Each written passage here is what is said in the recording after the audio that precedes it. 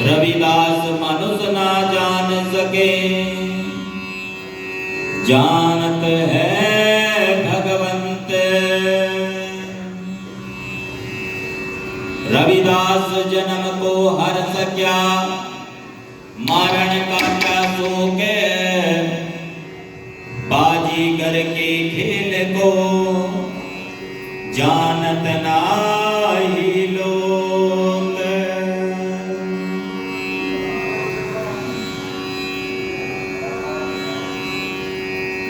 जगत गुरु सतगुरु रविदास जी महाराज को बंदगी करता हूं।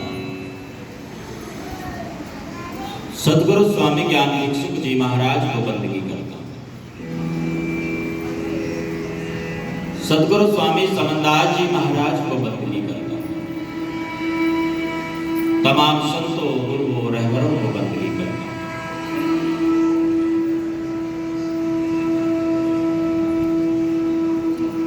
आज सतगुरु स्वामी समनदास जी महाराज के परिनिर्वाण दिवस पर सतगुरु मालिक के चरणों में कोटि से बंदगी और यहाँ दरबार में पहुंचे सभी श्रद्धालुओं को भी अभिवादन करता हूँ। मेरा अभिवादन स्वीकार कीजिए। सतनाम जी, सतनाम जी, सतनाम जी। आज इस कार्यक्रम में जो लंगर की सेवा दे रहे हैं और गुरु घर के सेवादार श्रीमान लोटन राम जी और इनके परिवार की ओर से आज ये सेवा रखी गई है। जिस मनोकामना को लेकर भक्त जी ने आज ये सेवा अर्पण की है, गुरु दरबार में सच्चे बादशाह जी आपकी मनोकामना पूरी करे, उत्तम स्वास्थ्य बख्शे, नाम बख्शे। सदैव आपके सेहत स्वास्थ्य परिवार पर गुरु महाराज की कृपा दया में बनी रहे।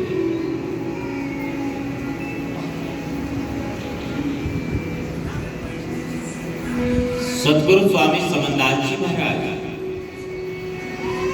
10 अगस्त 2019 का दिन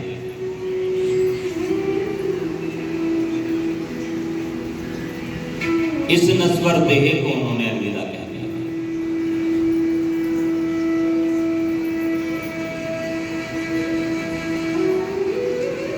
क्योंकि ये जो पंच भौतिक चोला है, इसकी एक समय सीमा होती है और संत स्वेच्छा से जब उन्हें लगता है कि अब ये चोला पुराना हो गया है, वो उस चोले का त्याग कर देते हैं।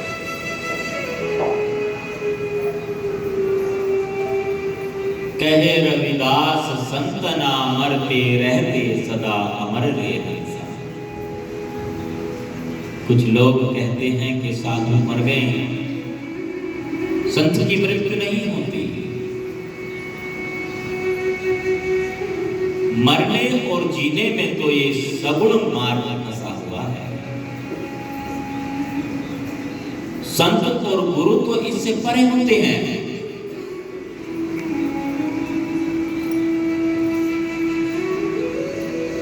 गुरु को मानुष जानते ते नर कहिए अंत। यदि देह मात्र को ही आप गुरु समझते हैं तो ये आपकी भूल है, क्योंकि गुरु तो उस देह से परे है। शब्द स्वरूपी हम चले आए काटन जम की फांसी। वो तो शब्द स्वरूप है, भिन्न है इन सब प्रपंचों से, दिखावे से।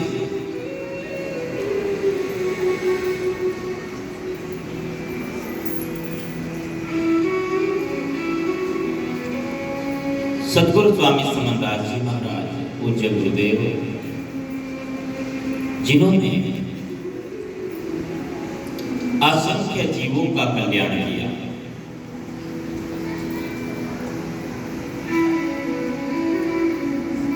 उस समय में बड़ी दिक्कतें थी। यदि आज से 60-70 साल पहले जाएं, 80 साल पहले 100 साल पहले क्या परिस्थितियां रही हो।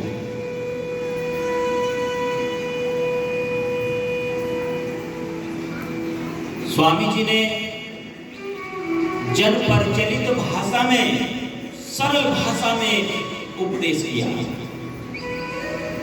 सद्गुरु रविदास जी महाराज की शिक्षाओं का प्रचार प्रसार शुरू किया उस सरल भाषा में जो जनमानस को समझ आ जाए।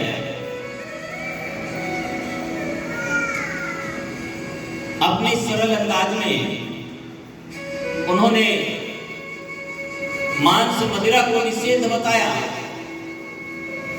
और परिचित अंदाज में वो कहते थे कि मांस मदिरा अंडा इनको मारो डंडा।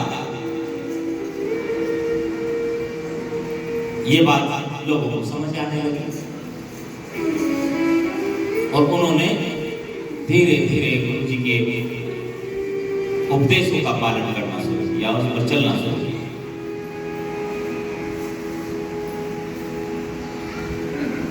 जब दो ईंटें खड़ी करके उसमें जोत जगाते थे, लोग कहते थे ये रविदास जी है। उस समय मंदिर भी नहीं होते थे। उस समय सद्गुरु स्वामी समनदास जी महाराज ने गुरुदास मंदिरों की स्थापना की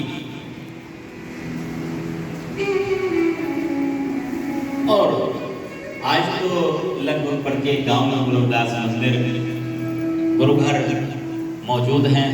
बहुत सुंदर गुरुघर बन रहे हैं।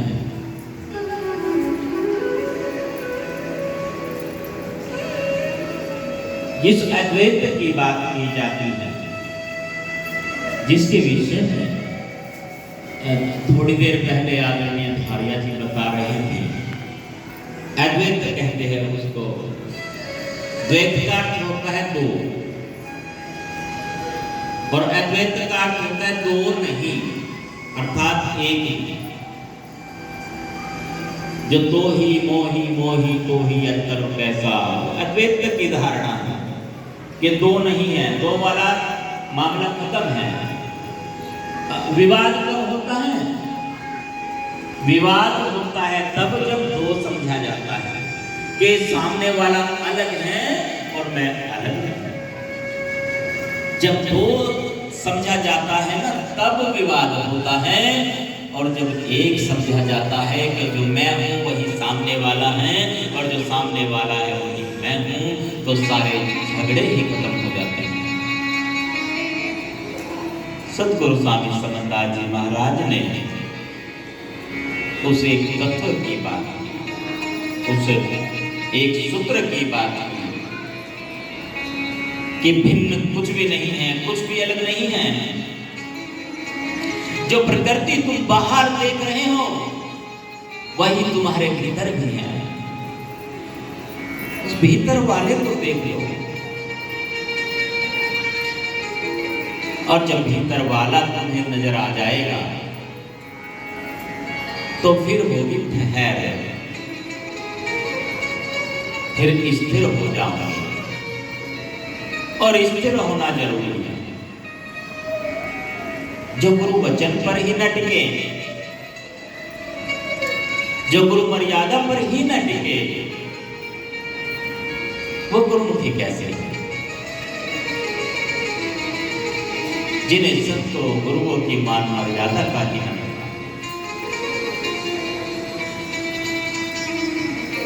गुरु जी ने तो स्पष्ट किया है बिल्कुल सरल भाषा में कि साधु का सम्मान करना। अगर साधु का सम्मान करोगे तो मेरा सम्मान होगा। ये सद्गुरु समनदास जी महाराज ने आदेश किया संगत को। और यदि साधु का अपमान करोगे तो मेरा अपमान होगा।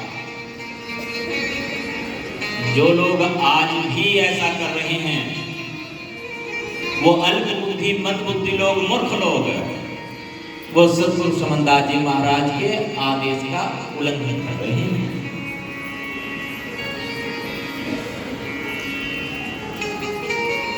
जब ये जीव यहाँ दुनिया में आता है, इसकी यात्रा शुरू होती है केवल जीवन यात्रा। और ये जीवन यात्रा क्या है?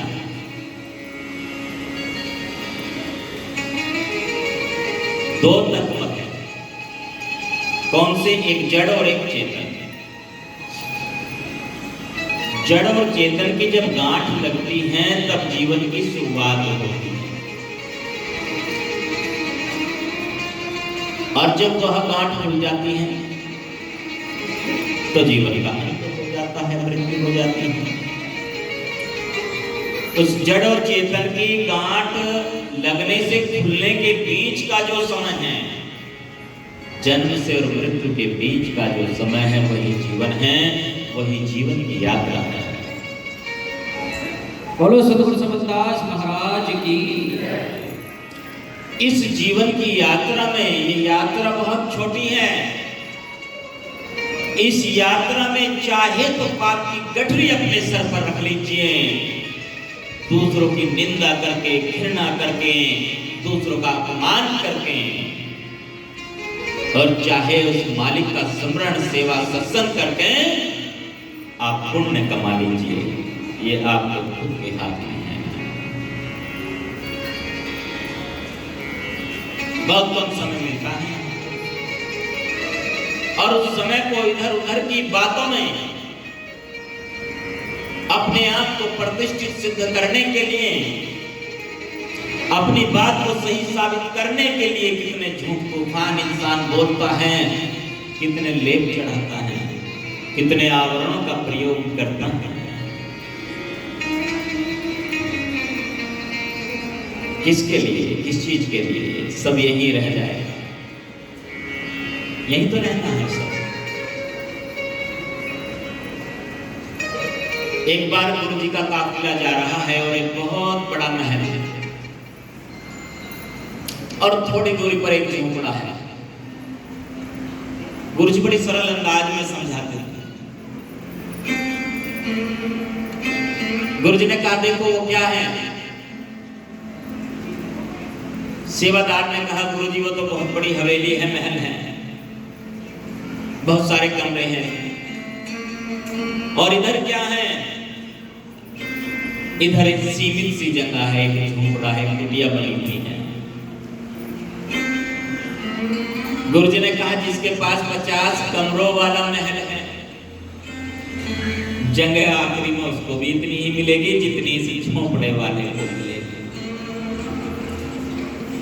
यदि कोई ये सोचता है कि बहुत सारी संपत्ति इकट्ठी करके, सही और गलत कार्य करके, छल कपट झूठ का सहारा लेकर बहुत प्रॉपर्टी इकट्ठी कर ली, बहुत संपत्ति जमा कर ली, बहुत सारी जमीन जायदाद बना ली, तो भी जगह उतनी ही मिलनी है जितनी सीमित है। जितनी उसे कुटी वाले के हिस्से में जगह आएगी, उतनी ही उसके हिस्से में जगह आएगी। एक इंच जगह भी फालतू आने वाली नहीं है। इसलिए ये प्रयास करें कि जितनी भी ये यात्रा है जीवन की, इस यात्रा में प्रेम होना चाहिए, इस यात्रा में समर्पण होना चाहिए, त्याग होना चाहिए, सत्संग होना चाहिए, सेवा होनी चाहिए, स्मरण होना चाहिए। क्यों अपना वक्त बर्बाद कर रहे हो? क्यों समय बर्बाद कर रहे हो इधर उधर की बातों में फंस करके? कुछ फर्क नहीं पड़ने वाला है। और यदि आप ये सोचते हो कि आप बहुत बड़े ज्ञानी हो, विद्वान हो, आपने तो समय को नियंत्रण में कर लिया है, तो बहुत बड़ी भूल है। जब बीमार होकर अस्पताल में भर्ती होते हैं ना, उस मरीज से पूछ करके देखो समय की कीमत कितनी होती है। जब प्रत्येक मिलने वाला आके पूछता है कि क्या हाल है आपका, क्या हुआ था, जब वही प्रश्न 50 बार दोहराया जाता है, उसकी जबान नहीं खुलती, कैसा महसूस होता होगा? समय बहुत मूल्य है, अमूल्य है, श्वास भी अमूल्य है। इसलिए श्वास और समय को सद्गुरु मालिक के कहे अनुसार खर्च करे, यही जैसे तैसे बढ़ी खर्च करते हैं।